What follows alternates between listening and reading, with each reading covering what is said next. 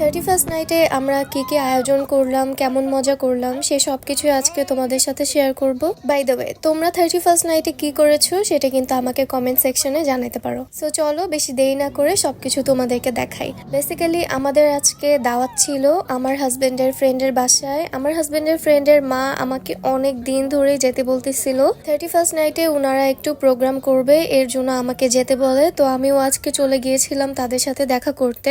বিশ্বাস করবা না, আন্টি এত ভালো, যাওয়ার পরেই একদম আমাকে বুকে জড়ায় নিছে, অনেক গল্প করছে। আন্টির সাথে দেখা করে আমার অনেক ভালো লাগছে সত্যি কথা। তো সাথে একজন আপুও ছিল, এটা ছিল হচ্ছে ভাইয়ার কাজিন। তো আমরা একটু গল্প গুজব করে নিচে চলে যাই হচ্ছে রান্না বান্নার জন্য।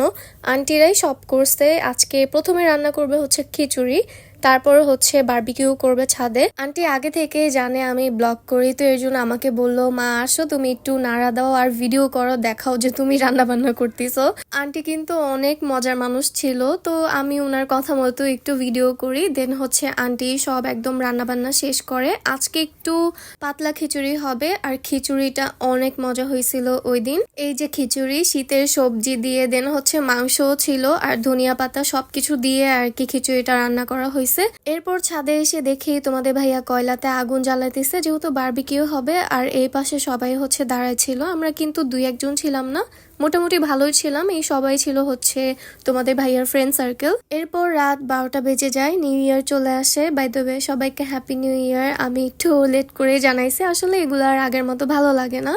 যাই হোক, তো এরপর তোমাদের ভাইয়া আর আমি একটু তারাবাতি জ্বালায়া হচ্ছে শয়তানি করতেছিলাম। আমার কাছে বোম টোম এত ভালো লাগে না, আমার কাছে এই তারাবাতিটাই অনেক বেশি বেস্ট লাগে। যাই হোক, তো এই তো চিকেন দিয়ে দিতেছে বারবিকিউ করার জন্য, সবাই মিলে ঝিলেই আসলে দিতেছিল। এদিক দিয়ে হচ্ছে আমিও একটু ট্রাই করলাম। প্রথমে চিকেন দিতে গিয়ে আমার হাত থেকে চিকেন পড়ে যেতে নিছিল, কারণ হচ্ছে ওই দিন এত শীত ছিল, তার উপর একদম ছাদেই আমরা বারবিকিউ করতেছি।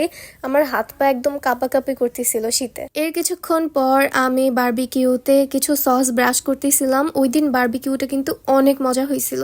এই যে আমি আর তোমাদের ভাইয়া ওই দিন আসলে দুইজনই অনেক ব্যস্ত ছিলাম। আমি গল্প করতেছিলাম, ও হচ্ছে এদিক দিয়ে কাজ করতেছিল, এর জন্য বেশি ভিডিও নেওয়া হয় নাই। এই যে এটা হচ্ছে রাব্বি ভাইয়া, ওনাদের বাসায় আমরা গেছিলাম। আর এটা হচ্ছে আরিফ, আর এটা হচ্ছে তোমাদের ভাইয়ার আরেকটা ফ্রেন্ড। ওনারও কিন্তু পেজ আছে, অনেক ফানি কন্টেন্ট ক্রিয়েট করে। যাই হোক, রাত অনেক হয়ে গেছিল, এর জন্য সবাই খেতে বসে পড়ছি। আর এটা হচ্ছে রাব্বি ভাইয়ার কাজিন, ও অনেক ভালো গান গায়। লাস্টে আমি আমার ব্লগটা ওর গান দিয়েই শেষ করব। সো আজকের ব্লগটা এই পর্যন্তই, অলরেডি গান শুরু হয়ে গেছে। বাকি ব্লগটা তোমরা গান শুনেই এনজয় করো। সবাইকে আল্লাহ হাফেজ। আমার হবে না, আমি ভেবে নিলাম তুমি সেই লাল গোলাপ, যারে নিরন্তর বাহার